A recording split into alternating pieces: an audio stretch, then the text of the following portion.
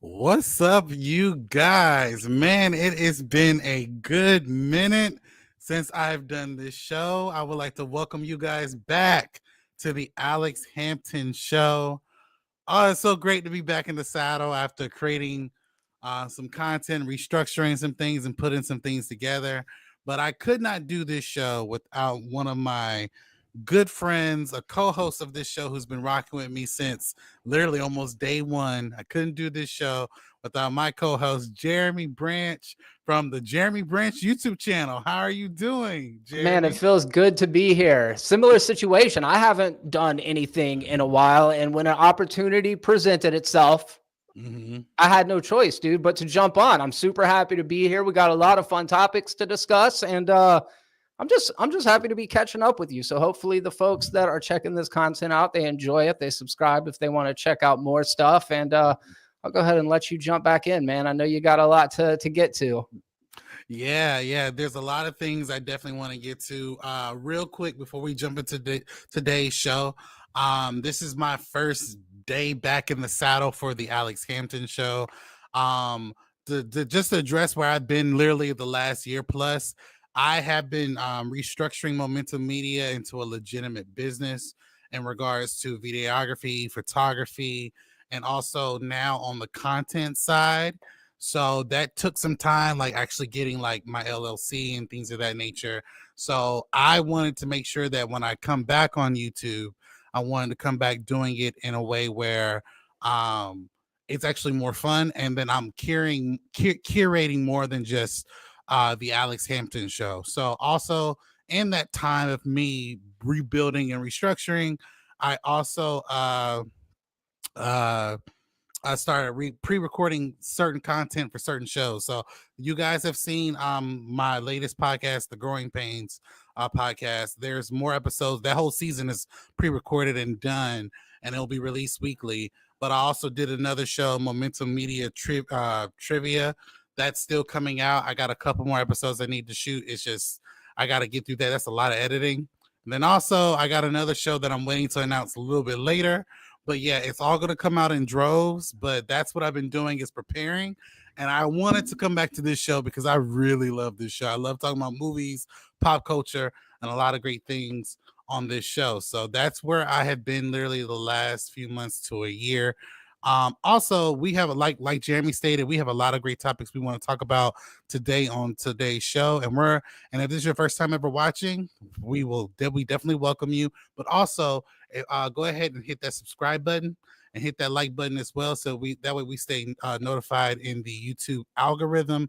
And if you don't have the chance to watch us live, you can definitely listen to the playback once it's done recording on YouTube, or you can listen to us on our podcast feed at the Alex Hampton Show. Now, let's go ahead and jump into our topics for today. We have just real quick, some off the top topics. Jeremy, I wanted to ask you, did you see the Oscars, and what was your take of the Oscars? Real quick, my only take is that they need a better host. My opinion, they need a better host. And Drake will always be labeled as a I don't know if I can say the word on YouTube, but as a P word. But yeah, you always will be labeled that. But I enjoyed the Oscars for what it was. There wasn't really anything that I felt like was a snub or anything like that. But what was your take on the Oscars, and what did you think about the wins? That's funny you said that about Conan. I thought he was all right, man. I feel like he's a very he's beloved, but his sense of humor, I can't imagine, is for everybody. It's crazy that he's found the level of success that he has, because he's a weird dude. He's a weird dude. I liked a lot of it. Yeah, a lot of years the Oscars highlights and promotes movies that nobody has actually seen. I think this year was really no exception. It's hard to have strong conviction about any of my preferences when I've only seen about half of the movies that get nominated in any given category.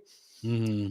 I think they got it right this year, though. And I hate to be the guy that, like, yeah, I'm in the film space, so my preferences are going to align with what the Academy says. I find it weird when people are like, my top 10 movies, and then they list the 10 nominations for Best Picture of the year. I'm like, do you actually have a perspective, or are you just saying what you heard because you think that it makes you sound like smart? Yeah, right.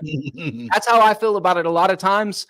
Mm-hmm. That said, Anora is absolutely my favorite film of the year. I thought it was incredible. It was so funny. I think the Academy got it right when it came to Mikey Madison or Demi Moore. As far as the performances go, Mikey Madison had a more demanding role. That said, I kind of would have liked to see Demi Moore win it just because, you know, she's the elder statesman. She's been in Hollywood a long time. She deserved some level of recognition. This wasn't her year. When will be her year? I don't know, man. Yeah. I think I'm praying that soon her year will be either 2026 going into 2027, maybe. We just got to see more content coming from her, but it's close. Like, she's kind of like, her track reminds me of Leonardo DiCaprio. Almost every year he was nominated, and then when he finally got it, it was like, okay, he got it. He got it for that snow movie. The Revenant, yeah. The Revenant, really good movie, really good movie. So that's how I see her track going. So yeah, I thought the Oscars was pretty entertaining. I did like Conan. I just think that I think over the course of Oscars we've had better hosts. Sure. No, I think it's a fair perspective. I always enjoy a hot take, man. You know, there wasn't like a big crazy moment to hold on to, like when Travolta announced Idina Menzel as the winner that year, or when Moonlight and the one with Emma Stone and Ryan Gosling got nominated. La La Land. La La Land, yes. Yeah. See, that was funny. We didn't get any like meme-worthy moments, except for Adrian Brody did like a 5.5 minutes acceptance speech. Just like, shut up, dude. This show isn't about you. Get out of here, you bum. So anyway, that was like the big takeaway for me, is like, just take your bow, say your obligatory thank yous to 10 people, and shut up and get off the stage. But nah, dude, he didn't do that at all. So yeah. What else? Snubs. I don't know. I always feel like it's hard for me to know what the Academy is going to pick or what they should pick. I feel like I still want to see Nickel Boys. Well, I didn't see the Bob Dylan biopic.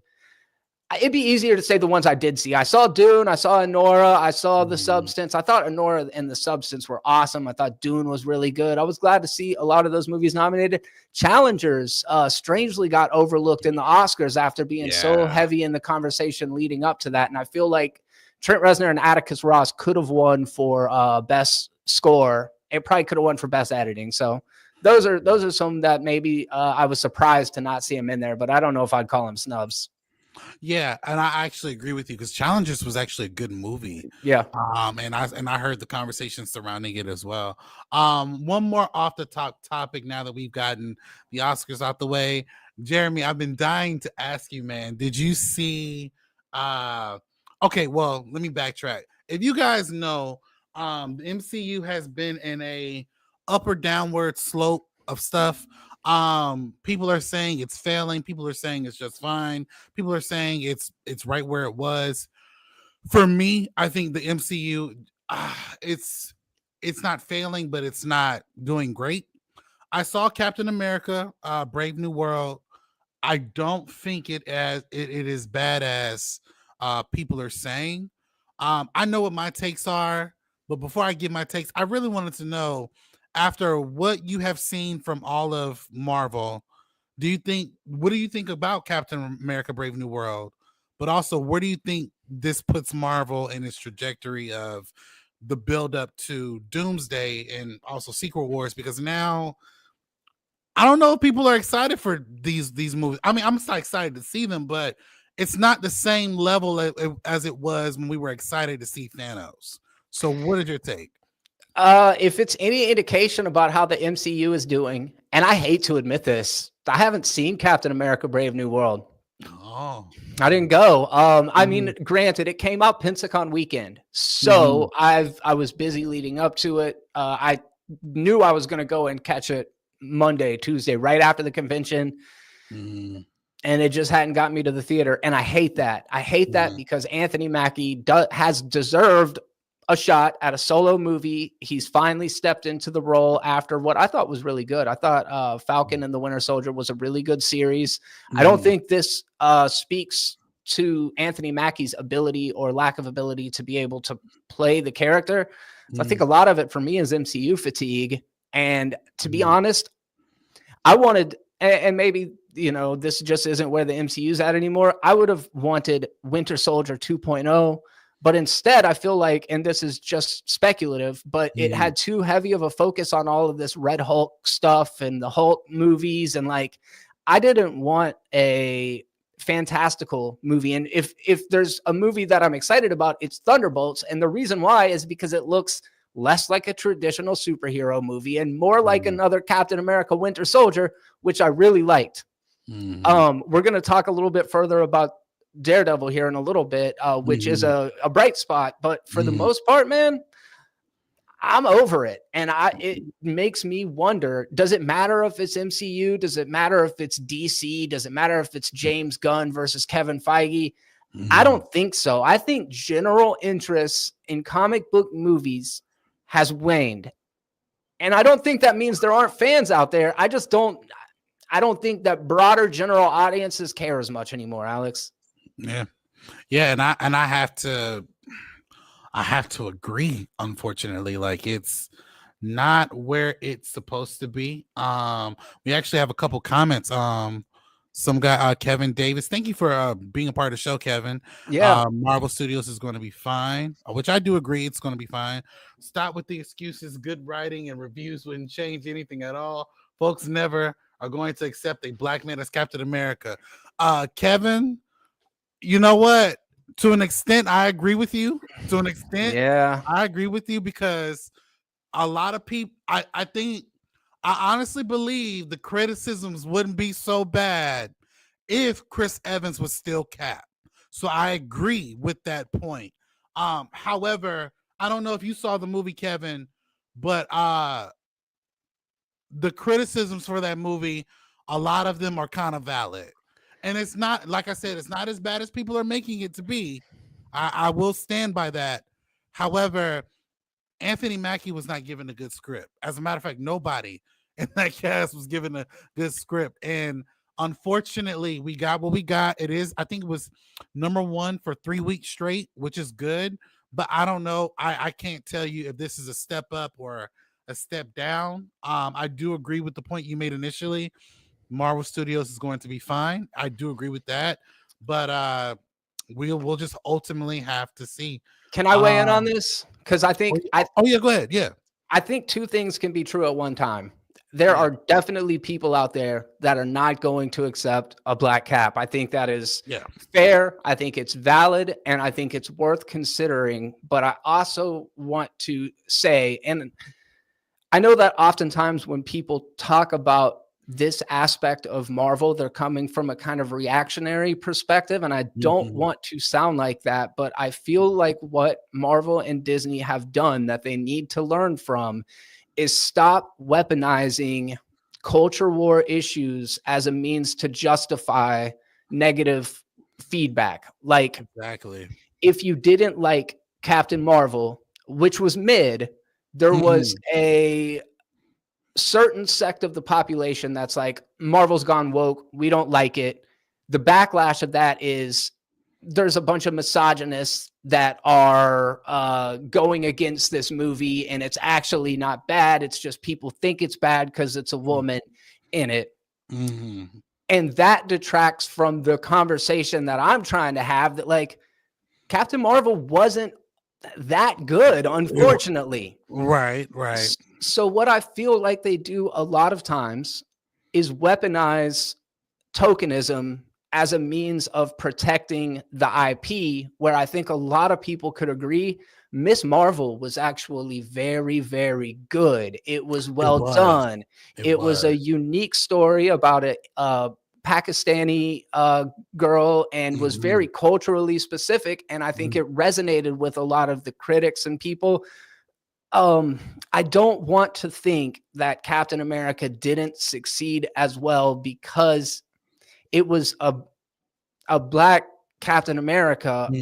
I think, though, people did get sentimental about Chris Evans as Captain America. So is it because Chris Evans is white and Sam Wilson and Anthony Mackie is black? I'd be intellectually dishonest to say that did not play a factor, but I don't know if Sebastian Stan could have stepped into the role as Captain America and people been as willing to accept it, or Wyatt Russell could have stepped into the role and people have been as willing to accept it.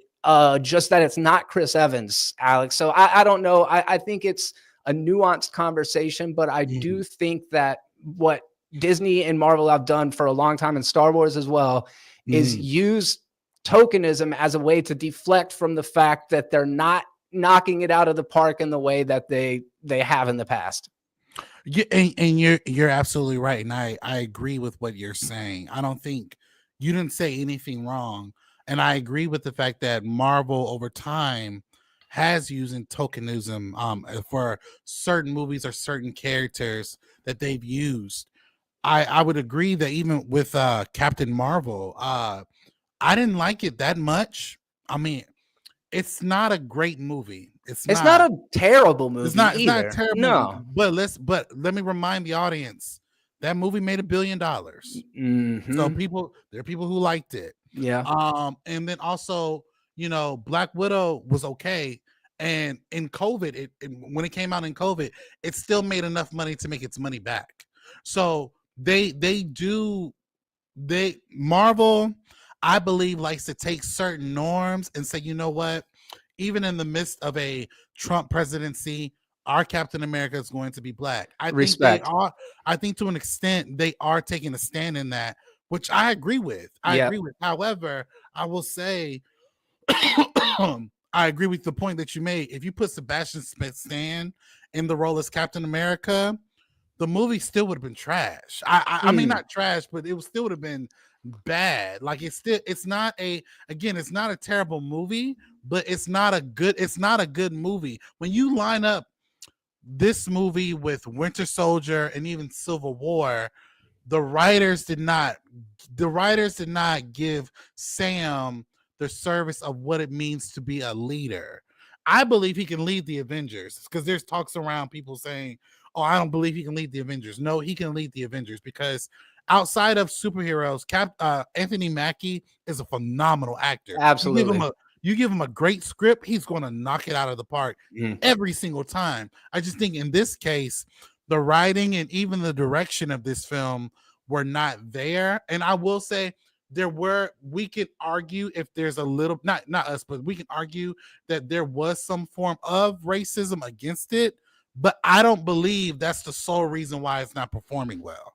I don't believe that's the sole reason why. I do think it has a placeholder, but not the sole reason. So. Yeah, we agree on that. I would be curious to get a little bit more insight after hearing those perspectives, because I do think there's a really interesting conversation to be had about all of that. And I got to even propose another question. Like, if the first Thor were to come out now, would people receive it as warmly as we did back when it was almost new and novel? Or because we've seen so many movies similar since then, would the original Thor being released today, would it get glowing reviews, or would people be like, it was all right, and there's no way to know that, but that's just the kind of things that I wonder is like, is a lot of it just that we've seen a lot of this stuff? And again, you're right. I do think Marvel will be okay at some scale, because there are those of us that love comic books and love movies and are going to go see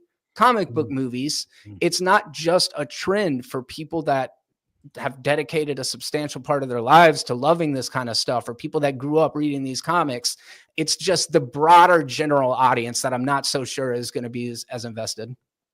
Yes, and that's where I agree, is that it's the general audience of, are they going to be invested in it? And then also the last film that came out before this movie was Deadpool and Wolverine, and it's in the MCU, but it's not in the MCU. like Yeah. you take Happy out of the movie, it's basically a Fox movie. Yeah. It really is. So, but I'm glad we were able to dive into these off the Yeah. topics. We're gonna jump into our main topics, and one of our main topics is that, me and, well, Jeremy mentioned this to me over the weekend, and I had so many questions, but also takes on it.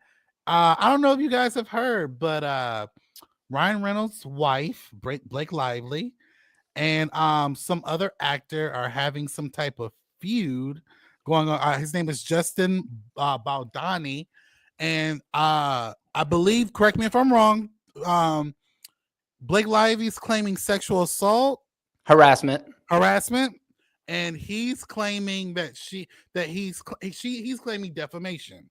Now he's also saying that in Deadpool and Wolverine, during the filming of that movie, there's a scene in that movie where Ryan Reynolds is actively mocking him by the softer Deadpool. I don't know what you call that Deadpool. nice pool.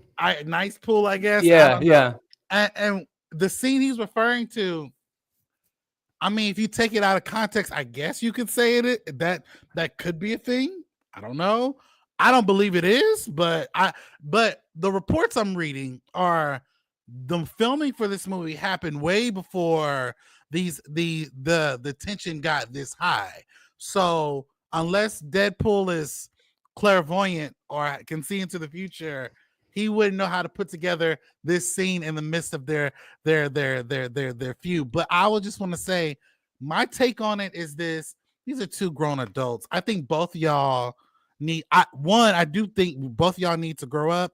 And this actor, Justin Baldoni, I believe he's only doing this because of who Blake Lively is, and then also who Ryan Reynolds is. They're both names.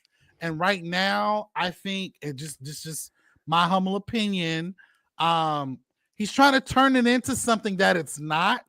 And I honestly believe, and I'll also say this to hold Blake Lively accountable, if there was some form of sexual harassment, Ryan Reynolds doesn't strike me as the person who wouldn't address that.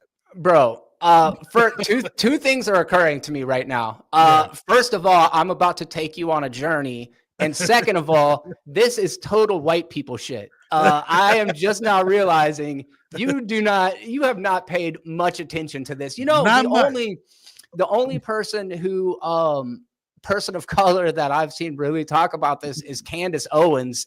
So take from that what you will. You know what I mean? Yes. Oh boy. Okay. So there's a film called It Ends With Us. It was produced by Wayfair Studios. Wayfair Studios is owned by Jamie Heath and Justin Baldoni. They're the producer partners. Their whole stated goal is that they want to make projects that amplify voices for change. So they're like socially conscious. Justin Baldoni is a self-ascribed male feminist, which you always got to be a little suspicious of a dude who claims to be a feminist. It seems opportunistic to me. Like, I'm not saying, like, we should all strive for equality. If you prop yourself up as an ally, I think that you might be trying to game the system in some way, like exploit it monetarily. All right. Blake Lively comes on to this project. It Ends With Us after Justin Baldoni purchased the license from Colleen Hoover, who's the author of this best-selling novel. The novel is about a woman who is overcoming being physically assaulted by this guy named Ryle Kincaid. I don't remember exactly, but that's who Jamie Heath is playing. So Jamie Heath is the writer-director of this project. He scores big when he gets Blake Lively to be the lead in this movie. I mean, this is going to elevate it from being like some Lifetime movie that don't nobody care about to all of a sudden, hey, this is going to be a theatrical release. People are going to care about it. Okay. That catches us up to where this thing starts. During the promotional period of this movie, people started to notice, TikTokers, mommy bloggers, all these people started to notice Blake Lively is never doing press junkets with Justin Baldoni. The rest of the cast is appearing with Blake Lively. They're all very public with her. Baldoni is doing all of these interviews by himself. Right. Lively and company are over here promoting the movie as almost like it's a romantic comedy and cross-promoting it with Deadpool and Wolverine, trying to synergize in the same way that what was that? Barbenheimer did when they tried to get Barbie to release the same weekend as Oppenheimer. And now the girls are going to go for this one. The guys are going to go for this one. You go see both the movies as a double feature or in the same weekend or whatever. The mommy bloggers didn't like Blake's messaging because she's also like promoting a bunch of her alcohol products and being kind of tone deaf about the nature of the importance of the movie. Meanwhile, Justin Baldoni's over here promoting this as like this really important movie that's almost a love letter to survivors of domestic violence and women who have been battered. The message from Lively's side is more about women not being defined by the trauma that they've experienced, but rather that just being part of them. And this is actually an inspirational story because she's overcome it. The internet decided what Lively was doing was wrong. What Baldoni was doing was right. That Lively is tone deaf and not cool, and that Baldoni is great and God's gift to women. Did I tell you he has a podcast called the Man Enough Podcast where he like talks about refining your masculinity? This dude's a freaking dork. Yeah, right. I've seen bits and pieces of that on TikTok, but go ahead. hard to watch, dude. Hard to listen to. And again, women can speak for themselves. If you want to be a woman feminist, power to you. I think that's great. It's just it would be like me. I don't know. Anyways, so the movie comes out. Blake Lively has this article published in the New York Times. She's been working on this expose about Justin Baldoni and how his values don't actually align with the way that he behaved on set. That actually he is a sexual deviant, like that he was being really inappropriate on the set. He was coming on to women. It goes so deep. But on the other end of the spectrum, Justin Baldoni sues the New York Times for defamation, $450 million lawsuit saying that they're trying to slander his name, that actually this was all about Blake Lively and Ryan Reynolds trying to take over the production of the movie. Really? Okay. The Deadpool and Wolverine stuff, all of the stuff with Nice Pool was actually shot months after the film had wrapped shooting. It is. Wait, hold on. Wait, before you continue, because what I heard was that they shot that during like current filming. Are you positive? Okay, go ahead. So after the writer's strike, bro, it's wild. But after the writer's strike, they came back and they reconfigured all of this stuff. So that's why Ryan Reynolds has got kind of the man bun, and he talks about exploiting the women's movement, and he's saying all of these things that are straight up direct jabs at Justin Baldoni. Also, before the writer's strike started, Blake Lively was trying to seize more and more control over this movie because she feels entitled to it. Plus, she saw Ryan Reynolds do it with the original Deadpool, and the internet loved it. When Ryan leaked that test footage from the original Deadpool, people were wild about it. Everybody heralded him as being like this, creative genius who really understood the character, not like the way that Fox ruined Deadpool in the X-Men Origins movie, right? This is a true iteration of the character because Ryan Reynolds was passionate about it. I think Blake Lively saw what he did and decided that the two of them were going to try to make This Ends With Us Blake Lively's Deadpool, where she ends up getting ownership over this franchise, ends up taking it to the next level with the sequels, all this kind of stuff. when they came back from the writer's strike is when all this stuff was added to Deadpool and Wolverine. It's also when Blake Lively approached Justin Baldoni with this list of 30 demands of things that he had to do on the set of the movie to basically appease. Dude, all right. So anyways, it goes super deep. There's all this back and forth stuff going on. We're now at a point where the internet, especially YouTube and TikTok, has sided with Justin Baldoni. It looks as if Blake Lively did try to take over the movie. And there's some pretty compelling evidence to support that. At the same time, I think to like deify this Justin Baldoni guy and completely turn Blake Lively into like this evil witch is kind of disingenuous, because typically relationships are pretty messy. And I think Baldoni may have said inappropriate things on the set of this movie, and Blake Lively misrepresented them, because Justin Baldoni just keeps coming up with actual like video evidence. You said, did you see the video, or did Ian see the video of the slow dance? It was Ian, right? Yeah, it was Ian, but I did what you're referring to. I did see that video. Yes. Okay, so let me bring you back into the conversation, because I'm going to totally railroad. What did you think about the video? Well, to be honest, because I'm glad you're giving more context. At the time, I didn't think much of it. Okay, yeah. I didn't think much of it. Now that you give context, I'm like, wow, Blake is an asshole. I think she is, but I want to be on record to say, and dude, I've been trying to figure out how to crack a video essay about this. Like, things are complicated, and people like Andy Signor and Candace Owens and Piers Morgan and Megan Kelly and all of these reactionary content creators have seized on this, and they're covering it day to day and really turning Blake Lively into this evil person. Meanwhile, all the Diddy stuff is going down. Radio silent. Nobody's talking about that. Oh, well, to an extent, the Breakfast Club has talked about that every morning. So now I'm starting to realize it's like cultural things that people are interested in. Not only is the Diddy thing going on, let's be real. There's the Ukraine, there's Gaza, there's real stuff going on in the world right now, but these people are hyper focused on it.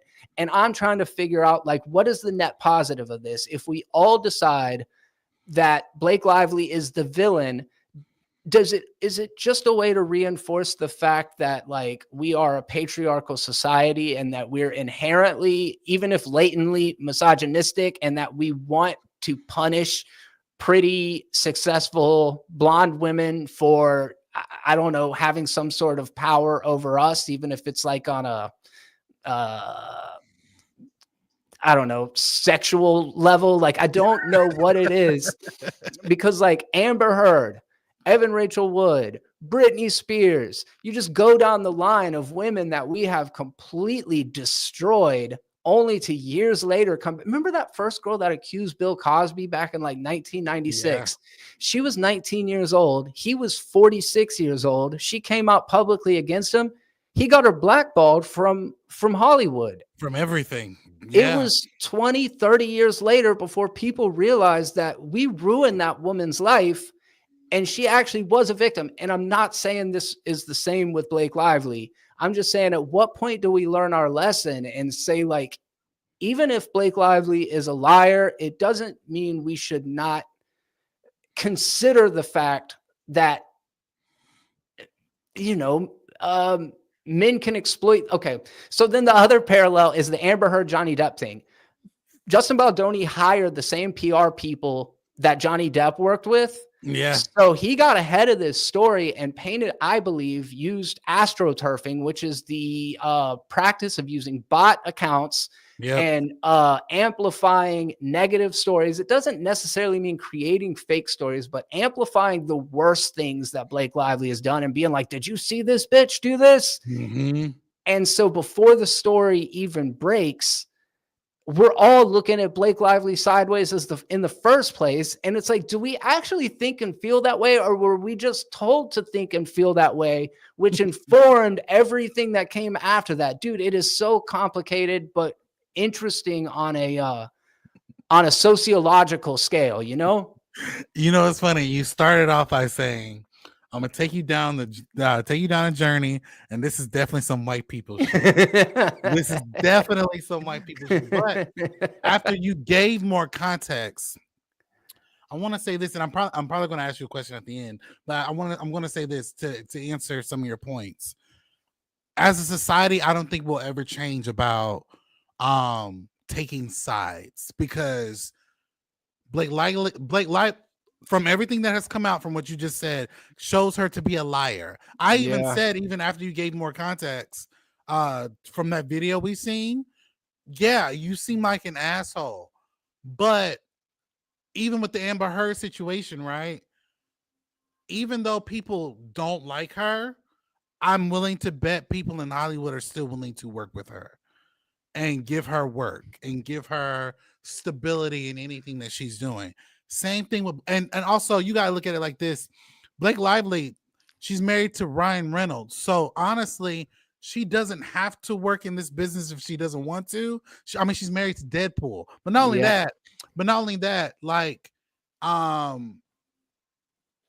people probably are not going to come down on her solely because of, and I'll say it, yes, she's a beautiful white woman in this country, but then also her husband is like an icon in this space as well, and he's a superhero / super villain. So I see that comparison which you made, like in regards to even Bill Cosby.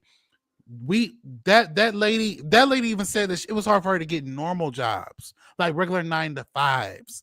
We tore that lady's life apart. Not we, but society has done that. Yes, collectively. So I understand where you're coming from when it comes to that. My hope is that as a society, we would listen to everyone and then believe all proof. That's how I feel we should go about things. Because, and I'll even say this may even get me canceled, but even with the whole Me Too movement, I never agreed with believe all women. I never agree, and that's not to say that they're lying. What I'm saying is listen to them and then properly take the proper steps to investigate. And I'm saying that live because there have been plenty of people, especially my people, who have been accused of things that they have not done and either ended up in jail or dead based upon an allegation that was not properly investigated. Yeah. So my thing is that I think as a society, before we jump to canceling or get into a place where we're taking sides, we should listen to all parties involved and then believe all proof that comes out. Even with this whole Diddy situation, because we kind of compared it to this. We don't know what he's charged with. He's currently in jail and nobody knows what he's charged with. He's just there. The police are holding him for what exactly? Because my thing is having freak offs. I don't condone it. If they're with consenting adults over the age of 18, that's not illegal. It's not. It's not. And again, I don't agree with it, but it's not. I'm still trying to figure out why are they holding him in jail. Now, if he had some underage women, okay, that's a whole nother conversation. If he was forcibly doing this to adults, that's a whole nother conversation. With this situation, now that a lot of things have come out, Blake Lively, like I stated before, seems like an asshole. And Justin, I don't believe he's a feminist. I just think he's capitalizing off this moment. Like him saying he's a feminist, to me, is the equivalent of Dave Chappelle saying the same thing. That's where I take. But I will say this: Justin has the right to defend himself. Yeah, and I think you make a really interesting point. And obviously, all things are not equal. But if having freak offs in itself isn't illegal, for sure. Being an asshole on the set and even trying to take over the production of a movie, it's not illegal either. So if the worst thing that Blake Lively did was manipulate and try to game a system, I feel like that's kind of just business. And I mean, I know that sounds reductive, but like that's kind of, it's a dog eat dog world. And she felt like she could come in there and take over the movie. And maybe that is not ethical, but it's also not illegal. So I agree with everything that you're saying. I think that's all like really valid insight. And it's interesting because what society I think wants is perfect victims, right? Like with Amber Heard, yes, she clearly was a problem. She clearly behaved poorly in that relationship. she did. But Johnny Depp didn't get the same kind of criticism and vitriol leveled at him. It would be like a 99-to-1 ratio. For every 99 free Johnnies, there would be one free Amber or whatever, you know? So like, right. We're a nation divided on everything. Almost everything is a 50-50 split. Are you a liberal? Are you a Democrat? Are you pro-choice? You pro-life? Are you this? Are you that? And everything is a debate. But it seems like online, there is no debate. It is, you are anti Blake Lively, just like you were anti Amber Heard. And then there's these people like Andy Signor who are lying in wait because their careers were built on the back of this kind of controversy where they know they could cover Diddy, but it's not going to get the same kind of clicks as if they are finding a white woman who behaved problematically, who has made allegations so that they can say the Me Too movement is a scam, it's a sham, women are liars and manipulators. And the truth is, to me, the worst traits that we can ascribe to women, that they lie, that they're manipulative, that they will exploit, like those are not female characteristics. Those are human characteristics. And we're all guilty of that same stuff. And if me and Alex, God forbid, ever had like a falling out and people were talking about taking sides, I'm sure both of us could provide receipts to say that the other person was wrong. Right. Because there's no such thing as a perfect victim. Right. And I'm glad you said that because it poses the question that I wanted to ask you in the midst of it. Do you think Justin can properly move on? Because I think the reason why I ask is because Blake Lively's in a very unique position. Whether if someone gives her a job or not, she's going to be okay financially. It's just her name is going to be crazy. Justin, on the other hand, with men, it's a little bit different. We're essentially working until we die, essentially. So with him, my prayer is I hope he does get work. But do you think after the gist of everything, will Hollywood or other people in this business give him an opportunity? Man, it's a good thing they're suing for the amount of money that they are. I'm sure they will settle. This will never go to trial. They're going to settle it out of court for an undisclosed amount of money because they don't want to subpoena people like Taylor Swift, who's friends with Blake Lively and Ryan Reynolds. Yeah. They have too much to lose on the Lively Reynolds side of things. And I think both parties can ultimately be all right. I don't think that Justin Baldoni is ever going to work on the scale that he did with It Ends With Us. But I do see a pipeline. Like, you remember when Gina Carano got canceled? So then like the Daily Wire funded the next movie that she was in. So there are going to be these anti-woke propagandists that are like, we got to get this guy on board so that we can show that we're sticking it to Hollywood. You're right. Blake Lively and Ryan Reynolds, they have so many different avenues of revenue in their portfolios, everything from like Mint Mobile to Mountain to all these different Betty Buzz alcohol, which Blake Lively owns. Like, they got hair care products all the way down the line. They don't ever have to work again, but I think that they are such bankable stars that after all this blows over, people will probably welcome them back in with open arms, where right now they are radioactive.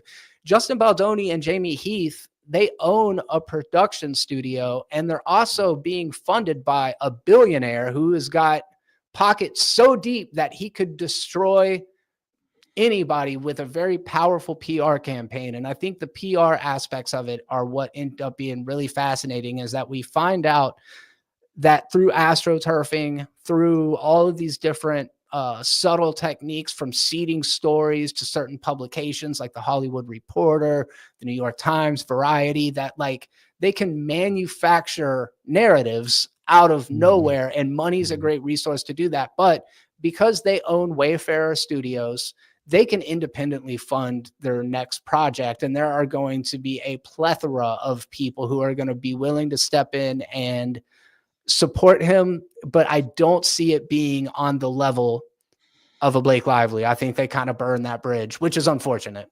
It's unfortunate. Because when you were talking, it made me think about Jonathan Majors. And even though it's a very different comparison, people are not viewing him in the same. We're not viewing Jonathan from Lovecraft Country like we did before, like we are now. And I just hope with Jonathan and him that they could get to that place.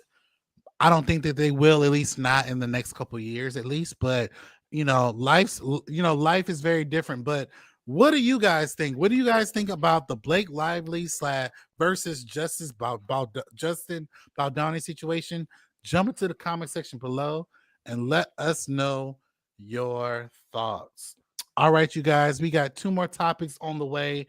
And the next topic is a topic that we have addressed on the show before. But now that the show is out, the first 2 episodes are out, we are going to address it here today. The first 2 episodes of Daredevil have now been on Disney Plus. They're both about 40 minutes a piece, and it literally picks up, I believe, correct me if I'm wrong, Jeremy, 5 years after the events of season 3. Obviously the whole war, the Infinity War has happened, everything has happened, and now we're in a modern day setting of the characters that we love. There will be spoilers, so I just want to point this out. There will be spoilers. I think so I'll say this, from an episode standpoint, they were really good. My favorite scene out of both episodes is where Matt and Kingpin are having that conversation in the diner openly. And it's like I'm watching you, you're watching me. And and it was so invigorating to see that when Wilson Fisk is talking, I actually believe him. Because think about it, like, and I understand this has nothing to do solely with the character per se, but this Wilson Fisk has lost weight. He's lost his wife, essentially, to another man that he hasn't killed yet, which I think he will. He lost his wife. He lost his business. And the only thing that he has is to be a upstanding citizen in our society as mayor. And I believe that he wants change. Now, if anybody who's read the comic books, yes, Fisk becomes mayor, but he also goes back to jail in his criminal ways. I really believe what Marvel's trying to do is give him more of a political influence to see how far we can take this character in this small scale. I don't know if we'll see him jump to being evil, because they said that Kingpin is going to be in season 2. So we don't know what's going to transpire from this particular episode or season up into the next season. I do like the new Daredevil suit. The combat was great. I will say, with all that money, I think they can do a little bit better with the CGI, with him like flipping around. Like, you could definitely tell what's computer generated. And once he lands on the ground, I'm like, okay, that's Charlie. What that was either a computer model or some form of really bad editing. All I know is when that fight scene he had with Bullseye, and you see Daredevil scaling the rooftop, maybe it's because it's the editor in me, you can see the model and not the human, if that makes sense. It's not a good blend. But overall, I did like the action. I did like where they're pressing forward. What tells me, but you're killing me with the lower third. Do your check that real quick. Oh, my bad. I'm sorry. No, it's okay. I didn't want you to keep going because you're giving really good stuff. So, yes. Yeah. Yeah. I gotta add the other one. I gotta form the other one. But I will say this: having Foggy killed was a great setup. I don't know if it was the right setup, though. I don't know if that was the right setup.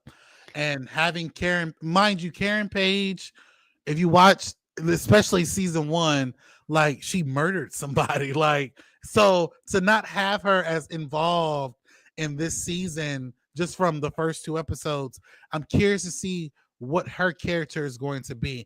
But now that I've given my thoughts about the series, I am excited to see what is to come.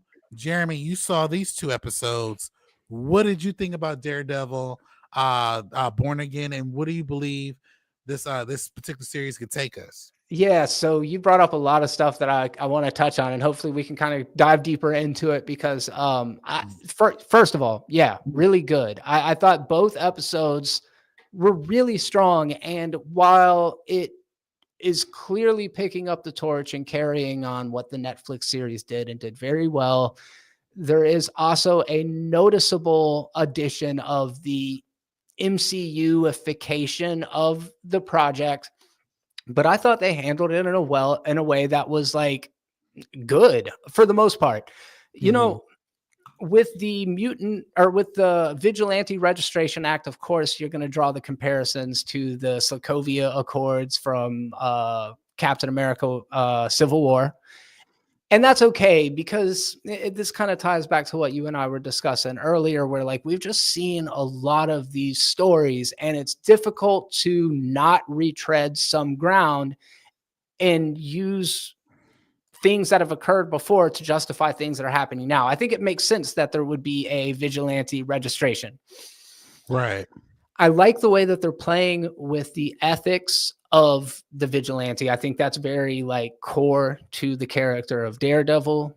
You can talk about when what happens to Foggy causes Daredevil to let go of that kind of moral high ground and actually think that he murders the guy.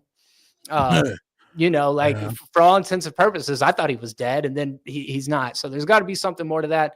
I haven't read Deadpool comics, so I'm curious to see how like all this stuff plays out, which I think is cool. I'm sure it's going to be similar and different in some ways to the Daredevil Born Again comics. But yeah, man, it was a bold choice to kill Foggy at the beginning, especially after he has this glow up, right? Like he was a goofy looking dude in the first one, and now he comes back. He's got a little bit of swagger to him. He's like shooting a shot, and you think that maybe there's a relationship developing here. So like I thought they handled that scene really well. Yeah, the Daredevil needing to flip and spin and fly like Spider-Man, I don't care about that. That's not the stuff that draws me in. I'm more interested in the characters. And I totally agree with you. The best sequence of it was that conversation between Daredevil and Kingpin. And you mentioned this when we were talking about putting a Black Captain America in the movie during a Trump presidency. I think the fact that they're portraying Wilson Fisk as this populist New York politician who does want dramatic change, but is doing it through these kind of morally dubious ways. I think that there's a clear parallel between he and Donald Trump. And I think there's some really fascinating stuff that you can do there. I can't wait to see it play out, man. Yeah, man, me too. I can't wait to see what episode 3 is going to be. I can't wait to see Matt get back into the suit. I think we spent too much time on season 3 without him in the suit. Let's get him back into what he believes in, because he's trying to fight off who he is, which is not Daredevil is Matt just as Bruce Wayne is Batman. Dude, am I kind of self-reporting that I do not remember the end of Daredevil? Like, I don't remember Daredevil at all at this point. So at the end of just to catch up, I don't know if there's a recap on the actual episode. I'm not sure. I didn't pay attention to it, but I'll say this: in season 3, Daredevil and Fix, they know who each other. They know that Matt's Daredevil and Fix is Kingpin, and they fight it out.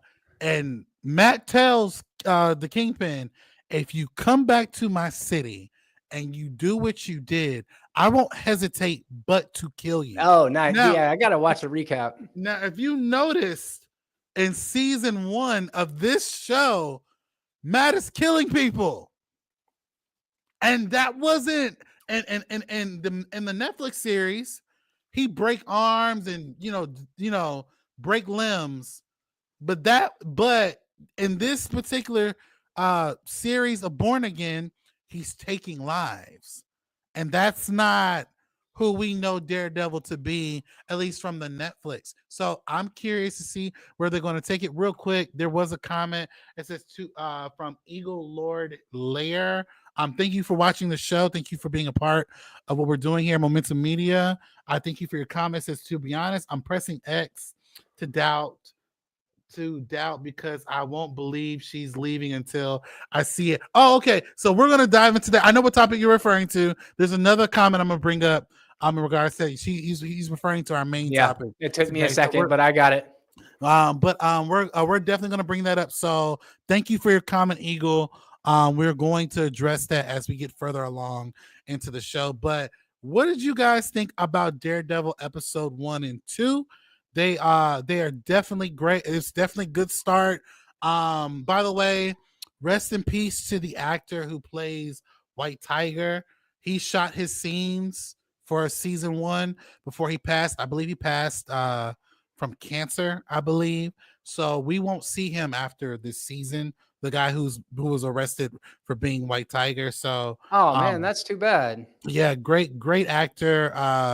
An amazing actor. Oh, and we have one more comment from Eagle Lord Kevin. He's already established as a white man, so it seems like saying Snape is black.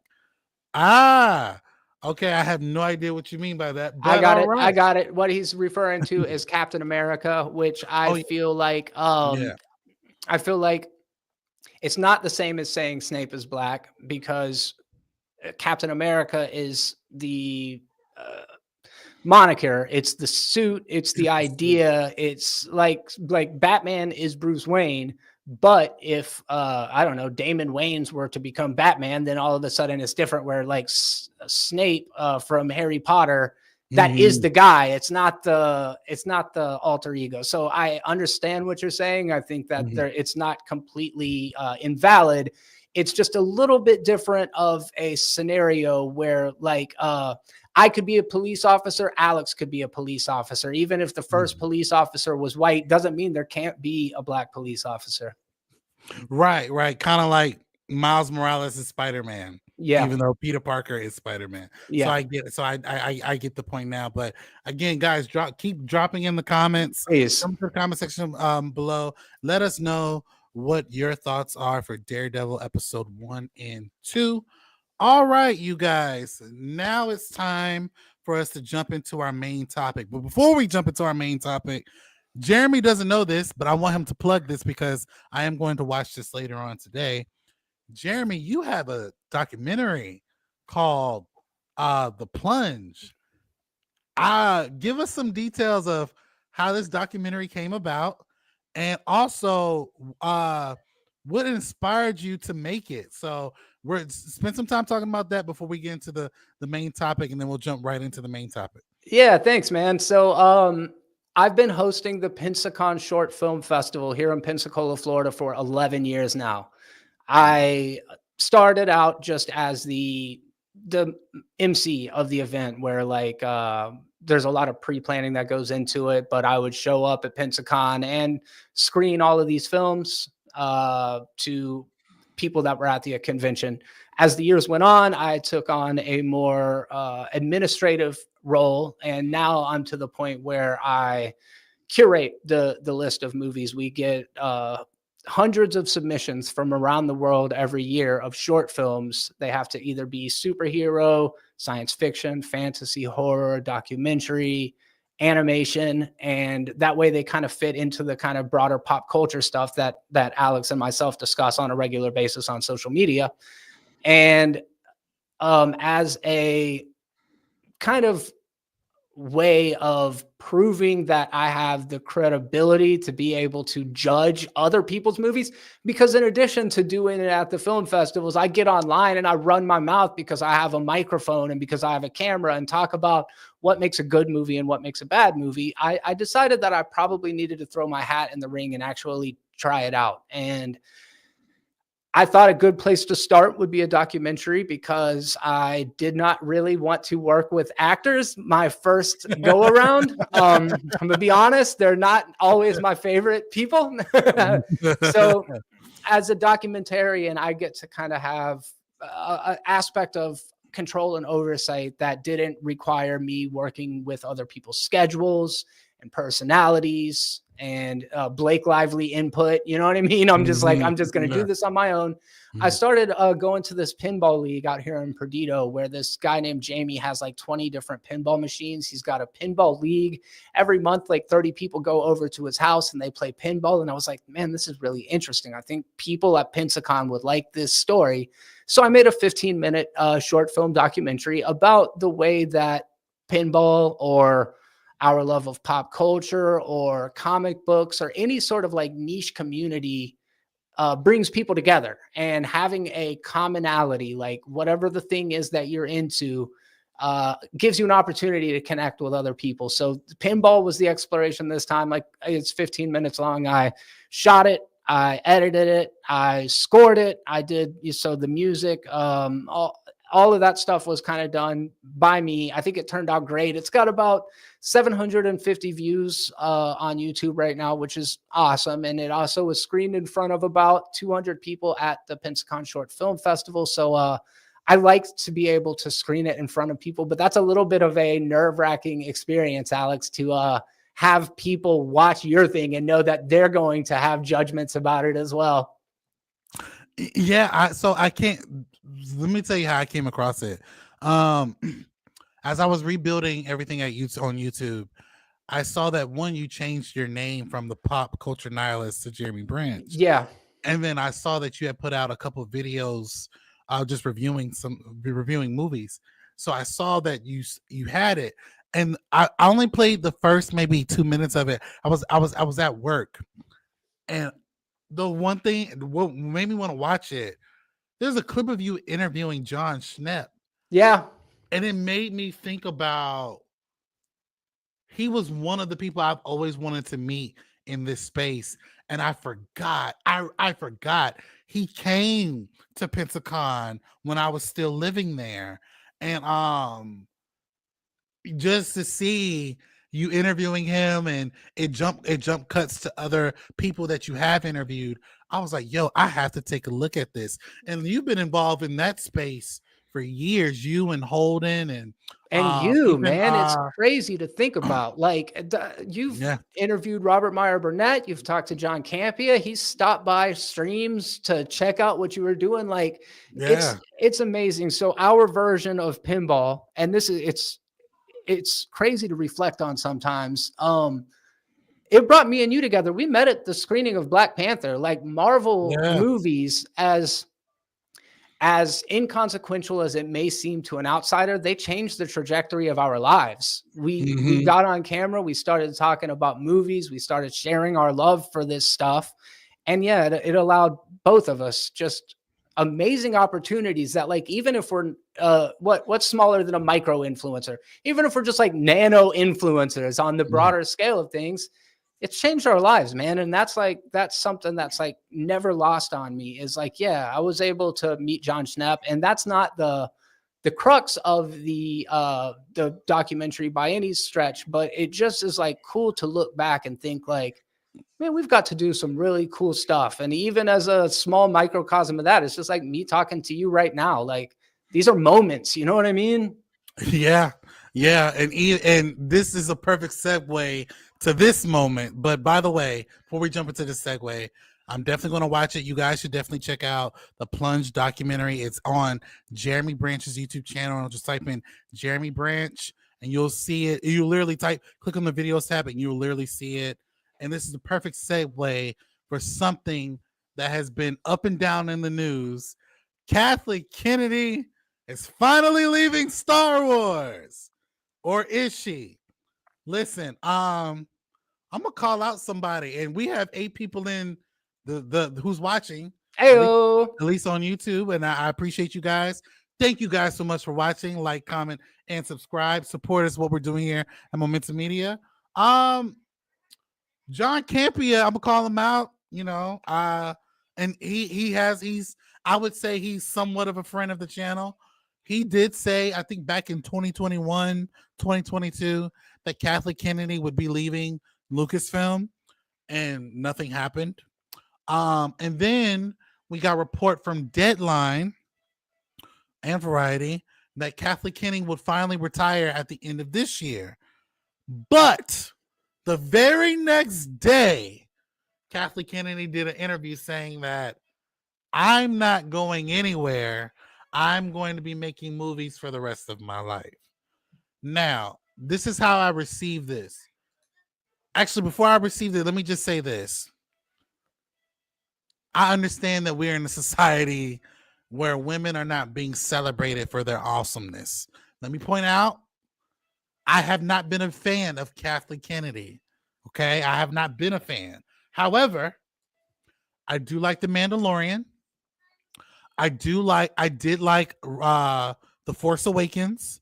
I liked not Rise of Skywalker, but the one before then, Last Jedi. Last Jedi. I even enjoy Solo. And Rogue One is the best. Rogue One and Andor. Yep.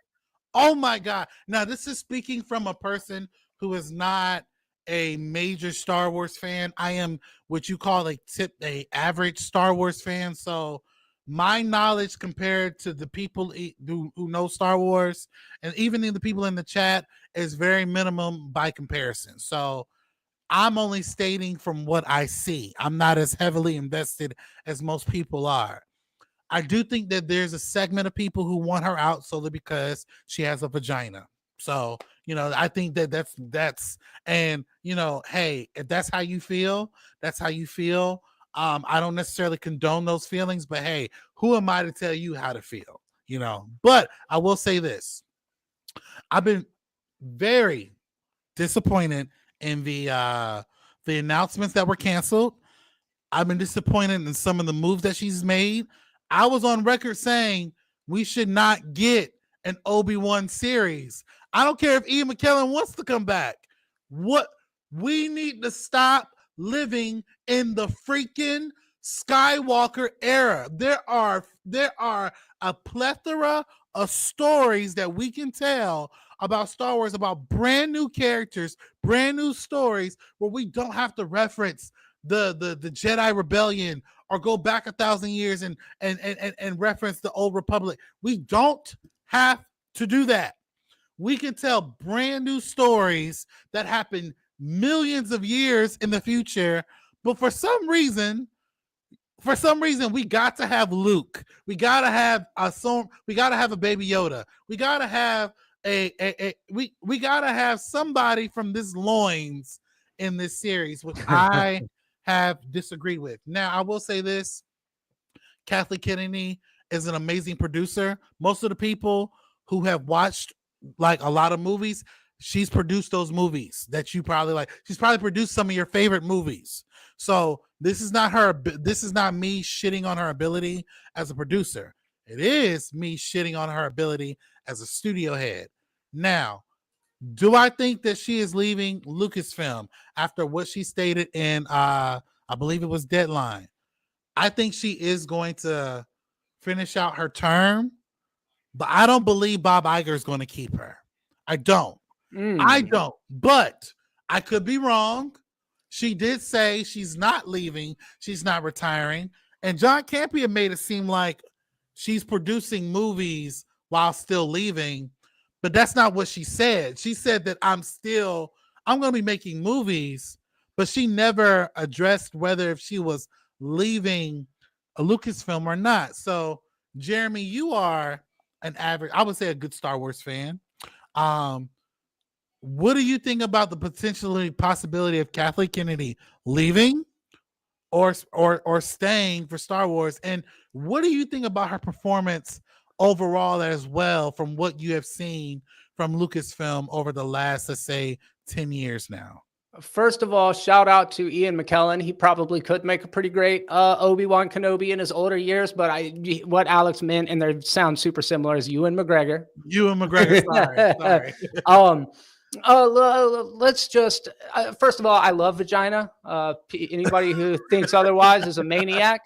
Let's talk about Poltergeist, E.T., Twilight Zone, Temple of Doom, Gremlins, Goonies, Back to the Future, Color Purple, American Tail, Inner Space, Empire of the Sun, batteries not included, Who Framed Roger Rabbit, The Land Before Time, Back to the Future. I mean, dude, I could just go on and on and on. Arachnophobia, Cape Fear.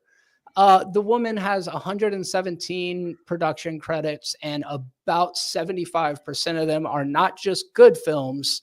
They are bona fide classics. Yes. They're bona fide classics. Yes. She is a once in a generation talent. Yes. Looking specifically at Star Wars, there is such thing as too much of a good thing. When the driving mantra is more, then the quality is going to dip. But not only that, it's not going to feel special anymore. I thought The Force Awakens was very good. I thought The Last Jedi was in some ways better, but it wasn't great all the way through. I thought Rise of Skywalker was not good. I thought Solo was not good. I thought Rogue One was very, very good. Probably top 3 favorite Star Wars movies. I think if we're being intellectually honest, her track record has been hit and miss. Dave Filoni is beloved, but I didn't think that Ahsoka was great. I didn't think it was great either. Yes. Nah, it wasn't very good. But also part of this is just simply overexposure. Like you get too much of a good thing. And then like if you eat 5 pounds of Skittles, it's eventually going to make you sick. You're not going to like Skittles anymore. You might like a handful of Skittles every once in a while, but eventually it's just too much. You're going to be like throwing up the rainbow, and nobody wants that. So I don't think that Kathleen Kennedy is the villain that people have turned her into. I think that a byproduct of just putting out too much shit is that people are going to get tired of it. I thought Skeleton Crew was really good, and Andor is probably the best Star Wars property of all time. They can still ruin that. It's a TV series, you know, that can really go off the rails towards the end. But man, like there's been some really good Star Wars stuff since then. George Lucas, remember, we loved George until we hated George. And then it was get George out of here, get George out of here. And it's like, he's the dude who created the thing, who knows it better than he does. Right. People hate Disney Star Wars for some reason, and I just don't get it. I don't understand it. It's okay to be indifferent to something. It's okay to be impartial to something, but it's weird to think that something is going to speak to your 45-year-old ass the same way it spoke to your 5-year-old ass. That's not the way that the world works. It was life-changing to you because you were a child, and there is nothing that is going to be able to recreate that experience to you as a jaded old person. So stop it. Give over your toys to the next generation. Oh, I loved this thing so much as a child. Here, you have it. Not, I love this thing so much as a child. Give me that. Like, that's wild. You can't steal toys from children. That's what you're trying to do. You're trying to steal toys out of the hands of children. Stop it. Stop it. But no, Kathleen Kennedy, I would be surprised if she's going anywhere, but you do make a compelling case. And even if Kathleen Kennedy leaves Star Wars, she can still make movies until she dies. And I hope that she does. And maybe the next person that takes over Star Wars is able to recapture that thing for young and old generations alike. But I have a feeling if they're putting out 20 projects a day, people aren't going to care because it's not going to be special or precious or a time capsule anymore. It's just going to be the norm. And I don't think Dave Filoni and Jon Favreau are the guys either. I don't think that either. It's hard to know, but yeah, obviously I got strong feelings about this. I do love Star Wars, but I also am not precious about it and am okay with like just letting go of the toys and letting the next generation have them, you know? Yeah, and to that point, Kevin says Disney's going to play it safe and pick Dave Filoni to lead Lucasfilm. And Kevin, I appreciate the comment. If they do that, they're going to lose Lucasfilm. They're going to lose Lucasfilm because here's the thing: Dave Filoni is not a good. What we've seen from Ahsoka was all Dave Filoni and partially Jon Favreau, but that was Dave Filoni's baby. Dave Filoni did not do a good job with Ahsoka, and if we're gonna give him the reins because of he is a Star Wars fanatic, bro, there won't be a Lucasfilm. There won't. He's an inexperienced live action director, whether it's on the small or big screen. Now, I don't want Dave Filoni. I don't want Dave Filoni, and I don't want Favreau either, because those people are good at what they do in regards to, like, for instance, Filoni's great at animation and his directing fields in that. Like, I love Rebels. Rebels is dope, right? The Tales of a Jedi, some episodes are great, others are what they are. Jon Favreau knows how to put things together. We've seen him direct a couple movies in the MCU. We've seen him do movies within Disney. I love The Jungle Book. I mean, and I really, really do appreciate what he's been able to do in this industry. However, I don't think that they're the people who are able to put this out or to lead this juncture. However, to play devil's advocate, because you made some points that I wanted to just not necessarily combat, but ask you: do you think that even with those whiny babies, there is some validity in what they're saying? Because of course, Star Wars has made a pivot to TV, and we haven't seen a movie, I think, in 7 years. Has it been that long, dude? That is wild. We have not, and anyone who's ever watched Star Wars is it's a film franchise. It's always been a film franchise.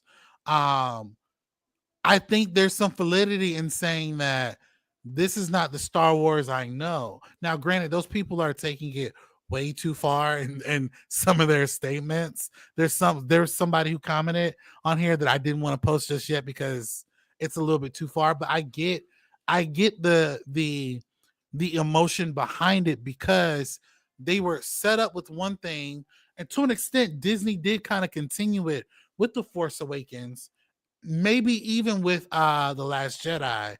But after that point, we kept getting just, I don't want to say BS, but we kept getting just things that were not up to the Star Wars level that we know. So would you say that it would be in Disney's best interest to find someone else to replace her?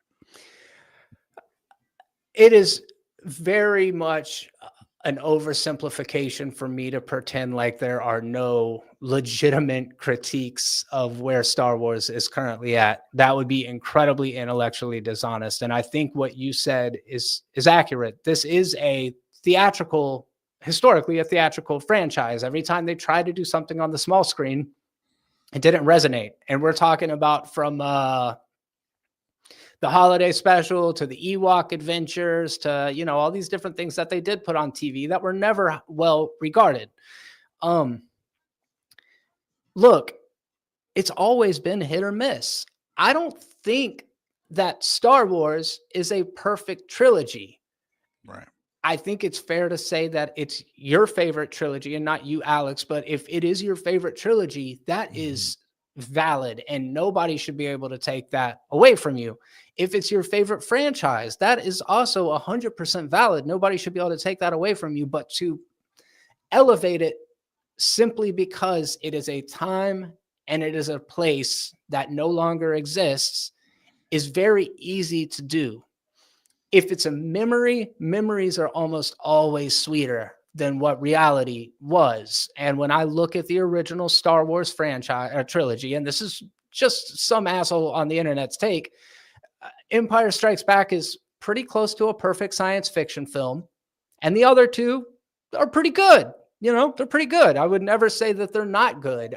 It just isn't what I would say is like elevated in the same way that like Denis Villeneuve's Dune franchise is, but Dune's not going to be beloved by a generation of children that watch this and like, oh yeah, Dune's my favorite. Like, let me go get the Dune sandworm action figure. It's not that kind of franchise. So like high caliber filmmaking will never substitute a time and a place in our own lives. I love Howard the Duck because I saw it when I was 5. I love all of these movies that tie me back to my childhood, and they are something that I have this strong reverence for. But if that same movie were to come out today, it wouldn't resonate with me in the same way. Our tastes change, our sensibilities change, our tastes become more sophisticated. All of a sudden, we don't like grilled cheese sandwich as much as we like sushi or whatever the example is. We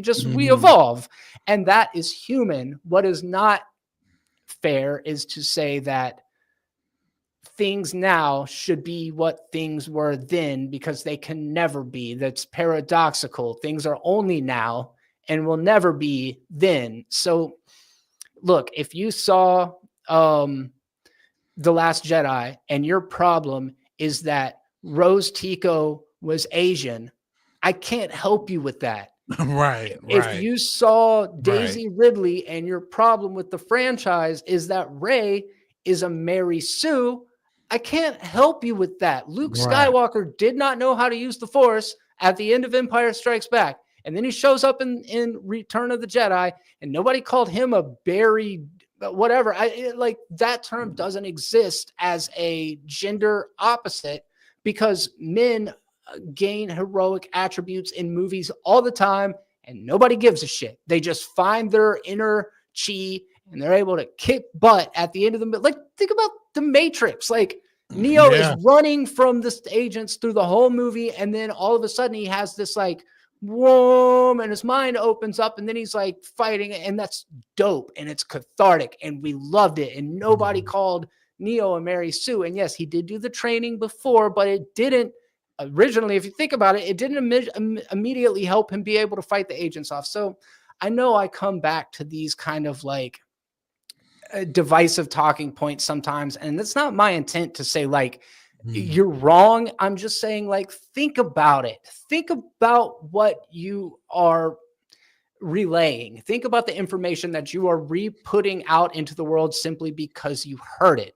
I think that there is a difference between good writing. And I didn't necessarily like all of the stuff on that planet with the animals where they like free the animals and then they're doing a race with Rose and Finn. I did feel like that side quest kind of detracted from the main thing of Rey and Luke. Then there was another group of people that were just mad because Luke wasn't the character that he was in their childhood. Is that fair? Absolutely. That is a fair critique. Is it kind of messed up that they put the minority characters on a little fetch quest that didn't have a lot to do with the main story? Yeah, but like, that's not the actors' fault. That's crazy to blame the actors for that. So like, there have been missteps. There have been definite points where I'm like, that does not speak to my 40-year-old sensibilities, but hopefully some 5-year-old kids saw that freeing the animals, and they were like, wow, all animals should be protected, and it changes the way that they see the world, and they learn some lesson about empathy that they carry with them from the rest of their life. Because what's important to me is that the next generation loves Star Wars 30 years from now the way that I did 30 years ago. And if that circle is being completed, then Kathleen Kennedy is actually the GOAT. And it's going to take us years to catch up to the fact that she did exactly what she was supposed to. And that is make young people now love Star Wars then. Yeah. And I would have to agree with everything you just said. Like, there was nothing that I disagree with. Real quick, we're going to address a couple of these comments from Darkside Rider 6970. Thank you for stopping by, Dark Rider.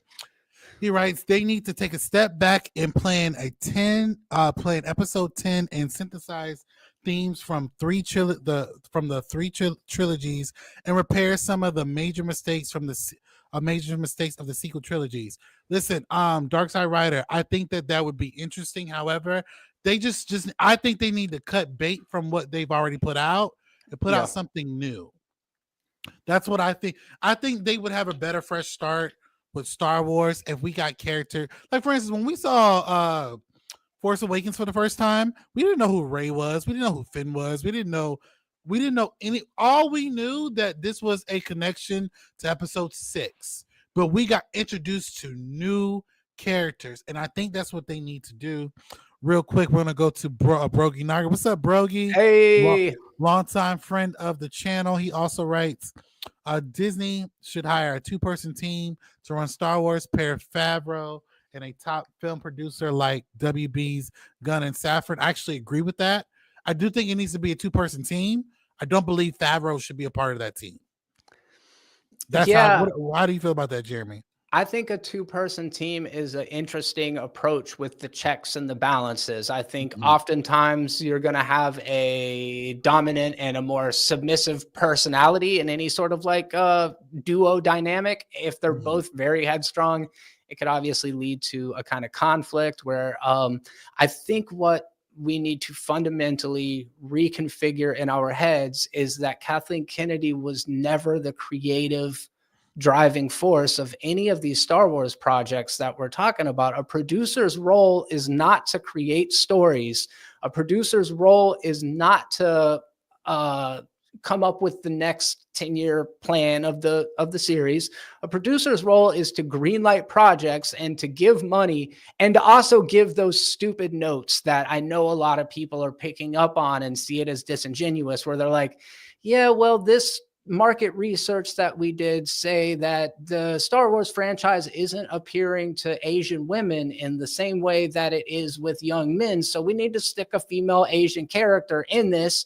And then they give those notes to the writers, and the writers are like, all right, we need to figure out which of these characters can be an Asian woman. And they're just kind of like grabbing from here and putting here. And it's okay. I understand why they do that.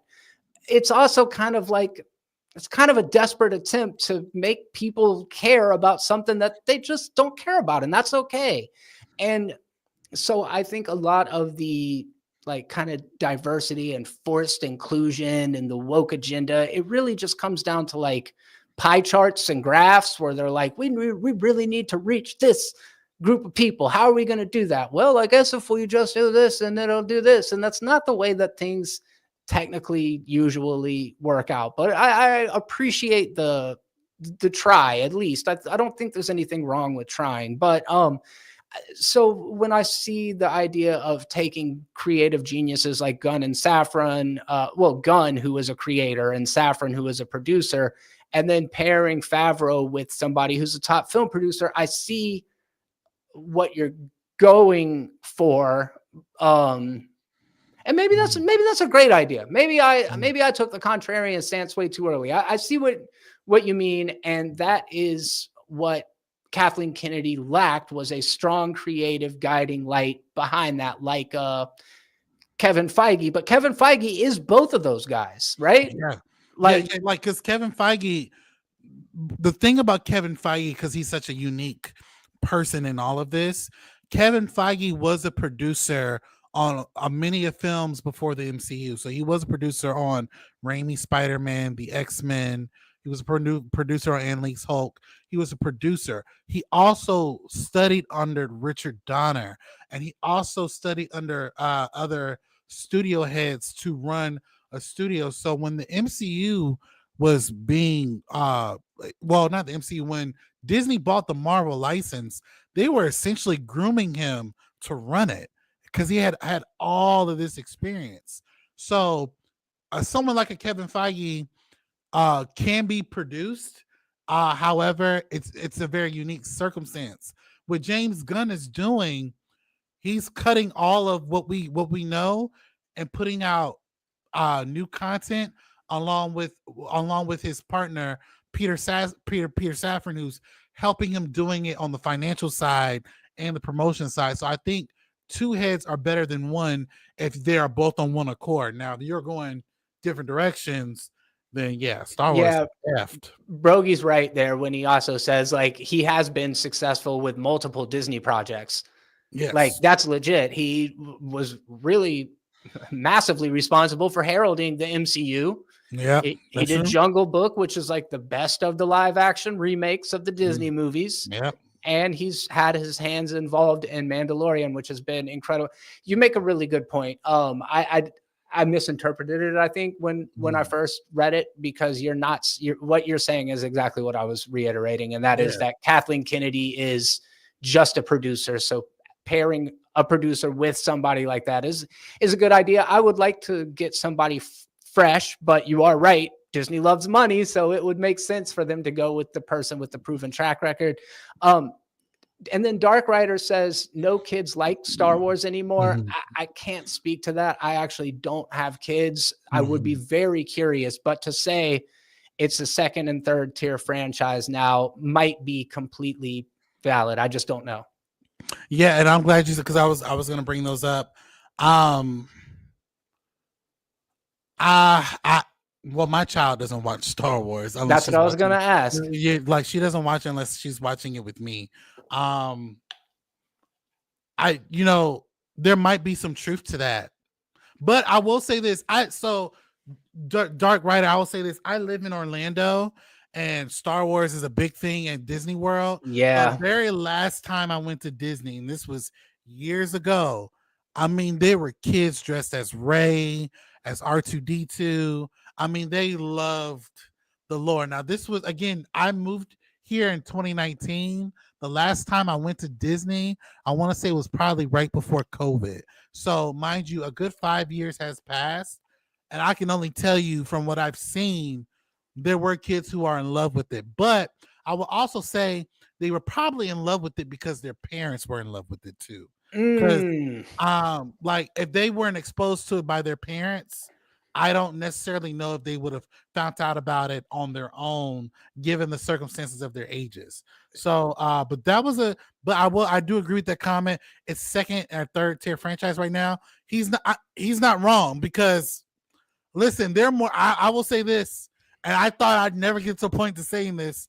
There are more people who are willing to go see a Fast and Furious movie than they are a Star Wars movie. Dude, to your point about Orlando, first of all, it's the parents that are buying the kids the lightsabers, and maybe they just dressed them up in it. We don't know that.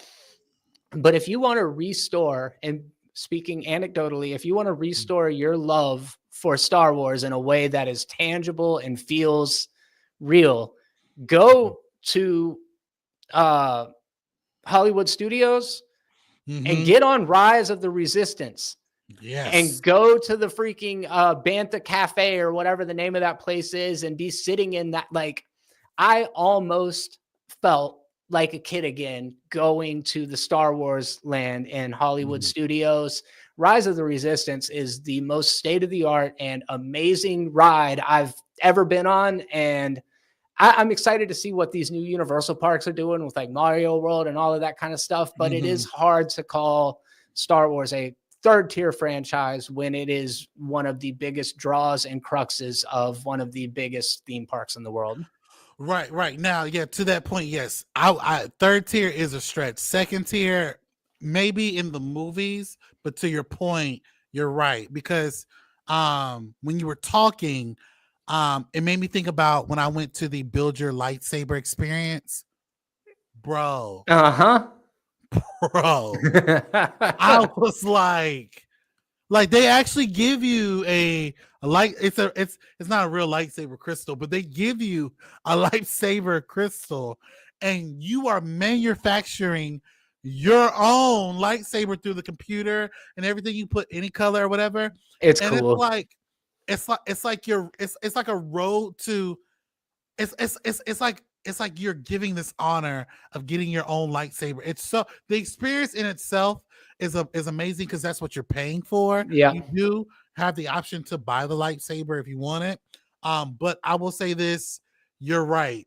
When it comes to those rides and things like the Build Your Lightsaber experience, Star Wars has a very nostalgic feel to people that can't be replicated with certain other things. You mentioned Universal's Mario Land. They don't have it here just yet. They are building it. Mm-hmm. However, I did go to the one that they have in Cali. Oh, really? Bro. Nice. Great. It's great. I will say this. It's not the same though. It's not the same as Star Wars and Disney. Yeah. Definitely not the same. But real quick, I'm gonna drop this comment before we end the show. Kevin Feige is an anomaly. That's not gonna be another. There's not gonna be another one of the century. I mean, I'll say this. You're right, Brogri. He is an anomaly, but yo, let me just say this: Kai Cenata's an anomaly too, and there are more people like him that are slowly but surely popping up. Now, I'm not comparing Kai Cenat to Kevin Feige, but I will say this: I do believe in the next 10 years. Kevin Feige is going to transition out of Marvel. There's going to be another Kevin Feige.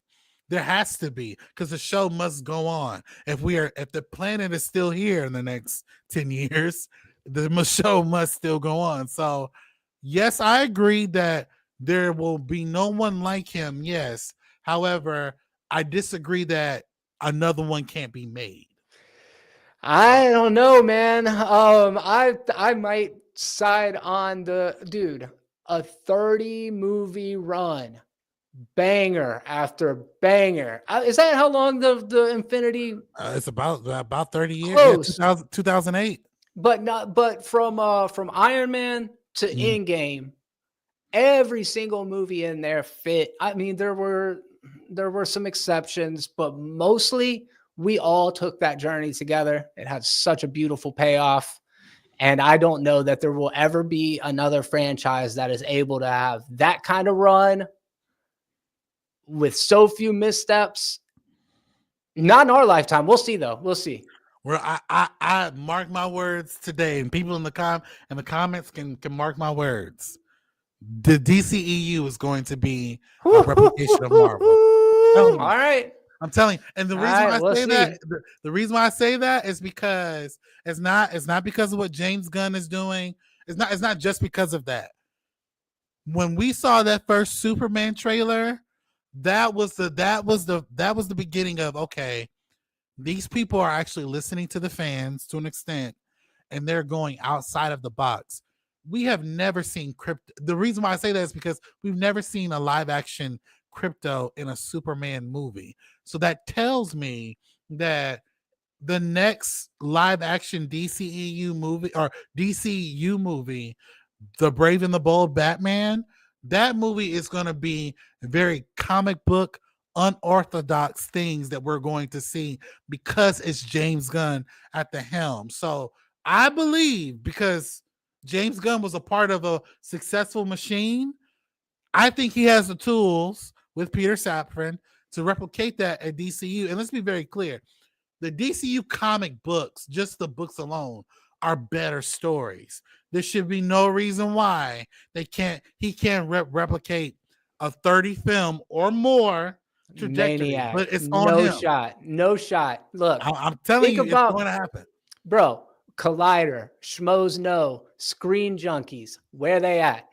They were propped up by the Marvel machine, and now they're all gone, bro. It's me and you.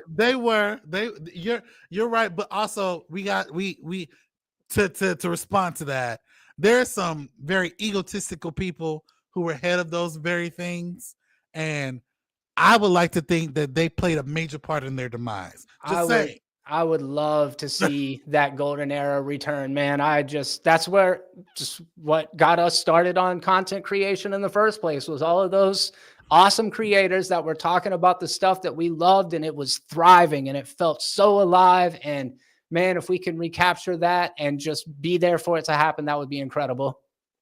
Yep. And to that point, guys, thank you guys.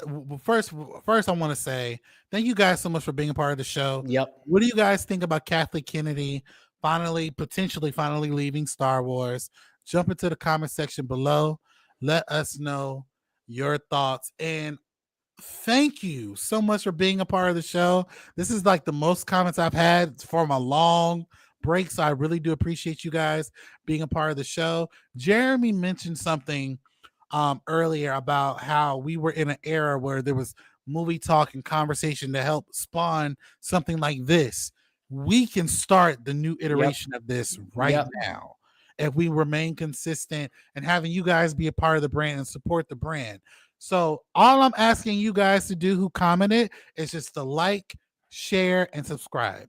That's it. Easy peasy. That's all you have to do. And I promise you, the more people we get to this this network of things we are doing, the more content that's going to be coming out, and the more perks are going to be made for even the individuals who are commenting. So I appreciate everyone who became a part of the comment section. I'm gonna shout them out real quick. Kevin Davis, Eagle Lord Lair, Brogy Nargit, Dark Rider 6970, and others who may have not commented but watched. I appreciate you guys being part of the show. Jeremy, real quick, where can we find you on YouTube and social media? It's easy now. Just check out Jeremy Branch. Search it. You'll find it. Check out the Plunge documentary. That would mean a whole lot. If you enjoy it and you want to see more content like that, subscribe. That way you can stay up to date with all of it. But then you also got to click the little notification bell. That way you never miss a video. Make sure to do the same while you're here. And what Alex said is exactly right. It's so much more fulfilling when we have people that are actively engaging in the comment section and giving us kind of great contributions to discuss in the show. So thank you all very much. And we hope to see you next time. Awesome. You know where to find us, guys, here at Momentum Media. Type in Momentum Media on YouTube. We are the first YouTube channel that pops up. Stay tuned for a lot of content.